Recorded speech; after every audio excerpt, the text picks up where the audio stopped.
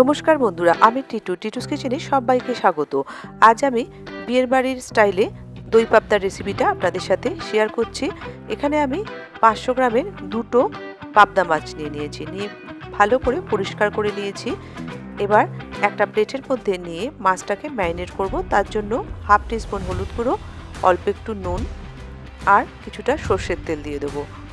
সর্ষের তেল দেওয়ার কারণ হচ্ছে মাছটা যখন ভাজবেন তখন তেলটা ছিটকবে না, সেই জন্য। আর মাছের গা থেকেও কিন্তু না যে নরম মাংসটা খুলে আসে অনেক সময়, সেটাও হবে না। দুপিঠটা ভালো করে এইভাবে নুন হলুদ আর তেলটা মাখিয়ে নিয়ে 10 মিনিটের জন্য এটা আমি ঢাকা দিয়ে রেখে দিচ্ছি। এদিকে আমি একটা মশলা তৈরি করব। তার জন্য 1 টিস্পুন কালো সর্ষে, একটা শুকনো লঙ্কা নিচ্ছি আর একটু নুন দিয়ে দিলাম, যাতে সর্ষেটা তেতো হলে নুন দিলে কেটে যায়। পেস্টটা রেডি করে রেখে দিয়েছি একটা বাটিতে। আর কিছু চার মগজ নিলাম, কিছুটা নিয়ে জল দিয়ে একটা মিহি পেস্ট রেডি করে সাইডে রেখে দিচ্ছি। একটা ছোট টমেটো নিয়েছি, সেই টমেটোকেও আমি একটা পেস্ট করে নিয়েছি, এটাও আমি সাইডে রেখে দিচ্ছি, পরে ব্যবহার করব। আর এখানে 4 টিস্পুন ঘরে পাতা দই নিয়েছি। দইটা কিন্তু টক হলে চলবে না, ফ্রেশ নিতে হবে। এটা আমি ফেটিয়ে রেখে দিচ্ছি। এদিকে 10 মিনিট হয়ে গেছে, ওভেনটা অন করে দিয়ে একটা কড়া বসিয়ে দিলাম। আর তার মধ্যে বেশ খানিকটা তেল দেবো মাছটা ভাজার জন্য। তেলটাকে ভালো করে গরম করে নিতে হবে। আমার ইনস্টাগ্রাম আইডি টিটু, আপনারা আমাকে ইনস্টাগ্রামেও ফলো করতে পারেন। কাঁচা তেলে কখনোই মাছটা ভাজবেন না, তেলটা ভালো করে আগে গরম করে নিতে হবে। কড়ার গায়ে একটু তেল মাখিয়ে নিচ্ছি যাতে মাছটা লেগে না যায়। দুটো মাছই আমি একসাথে দিয়ে দিলাম, দিয়ে ভেজে নেব।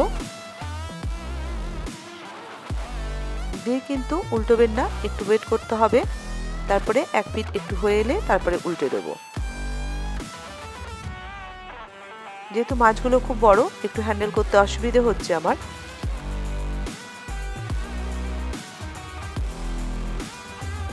মাছটা ভাজা হয়ে গেছে, এটা তুলে নিচ্ছি। এই মাছটাকেও তুলে নেব। দুটো মাছই কিন্তু ভাজা হয়ে গেছে। কড়া থেকে খানিকটা তেল আমি উঠিয়ে নিয়েছি। তার মধ্যে আমি ওই তেলেতেই হাফ টিস্পুন কালো জিরে, একটা শুকনো লঙ্কা, একটা তেজপাতা ফোড়নে দিয়ে দিলাম। ফোড়নটা থেকে যখন সুন্দর একটা গন্ধ বেরোবে, সে অবধি কিন্তু বেশ কয়েক সেকেন্ড লাগবে। রেডি হয়ে গেছে। এবার এর ভেতরে হাফ টিস্পুন হলুদ গুঁড়ো দিচ্ছি, আর শুকনো লঙ্কার আমি জলে ভিজিয়ে রেখে দিয়েছিলাম সেটাও দিয়ে দিলাম জলে গুলে। সেটা দিয়ে ভালো করে মিশিয়ে নেবো। এই সময় দিচ্ছি এই কারণে, মাছের কিন্তু চালের গন্ধ, দই পাবদার দেখবেন রঙটা খুব সুন্দর আসে, এই জন্য দিলাম। কাঁচা গন্ধটা চলে গেছে। এবার একটু জল দিয়ে দিচ্ছি যাতে তলাটা লেগে না যায়। যতক্ষণ হলুদ আর লঙ্কার কাঁচা গন্ধটা না যাচ্ছে ততক্ষণ কিন্তু এইভাবে নেড়ে চেড়ে কয়েক মিনিট খানেকের জন্য রান্নাটা করে নিতে হবে। এবার এর ভেতরে সর্ষের যে পেস্টটা রেডি করে রেখেছিলাম 2 টিস্পুন এর ভেতর দিয়ে দিলাম, আর দিচ্ছি চার মগজের পেস্টটা। চার মগজের পেস্টটা দিয়েও বেশ খানিকক্ষণ ধরে, মিনিট 2 ধরে নেড়ে চেড়ে নিতে হবে।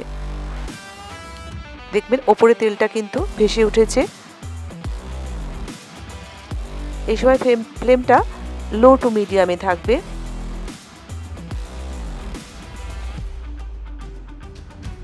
দেখুন উপরে কিন্তু তেলটা ভেসে উঠেছে, কাঁচা গন্ধটা কিন্তু চলে গেছে। এবারে টমেটো পেস্টটা দিয়ে দিচ্ছি। টমেটো পেস্ট দিয়েও কিছুক্ষণের জন্য একটু রান্না করে নেব, টমেটোর কাঁচা গন্ধটা চলে যাওয়া অবধি।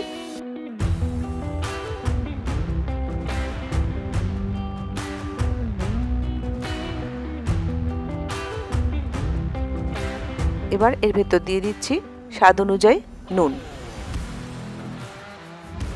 এর মধ্যে টমেটোটাও কিন্তু রান্না হয়ে গেছে, কাঁচা গন্ধ চলে গেছে।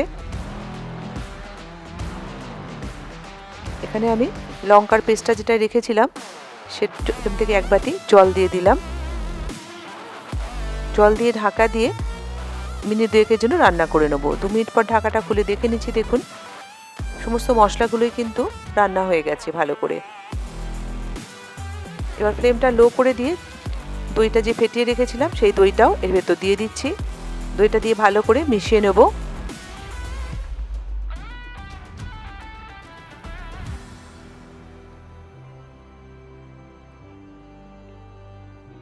এবার দইয়ের বাটিতে হাফ বাটি জল নিয়েছি, সেটা আমি দিয়ে দিলাম। গ্রেভিটা আপনাদের পছন্দ অনুযায়ী রাখবেন, তবে খুব বেশি কিন্তু পাতলা হবে না। ঢাকা দিয়ে দিলাম। ঢাকা দিয়ে মিনিট 2-3 ধরে এটাকে আমি ফুটিয়ে নেব। দেখুন গ্রেভিটা কিন্তু একদম রেডি। এবার অল্প একটু চিনি দিলাম স্বাদটা ব্যালেন্স হওয়ার জন্য। এবার মাছগুলো দিয়ে দেব। মাছটা দিয়ে আমি একটা ঢাকা দিয়ে মিনিট 2-এর জন্য এপিট ওপিট করে রান্না করে নেব। এক পিঠ হয়ে গেছে। এবার মাছটাকে একটু উল্টে দেব, দিয়েছিলাম। আর কয়েকটা কাঁচা লঙ্কা দিয়ে দিলাম। কাঁচা লঙ্কাটা দিলে গন্ধটা কিন্তু খুব ভালো লাগে। এবার মাছটাকে উল্টে দিচ্ছি।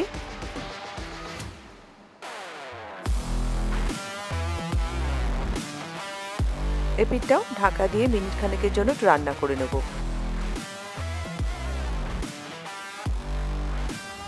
দেখুন রেডি হয়ে গেল বিয়ের বাড়ির স্টাইলে বা অনুষ্ঠান বাড়ির স্টাইলে দই পাবদা। এটাকে এবার শুধু সার্ভ করার পালা।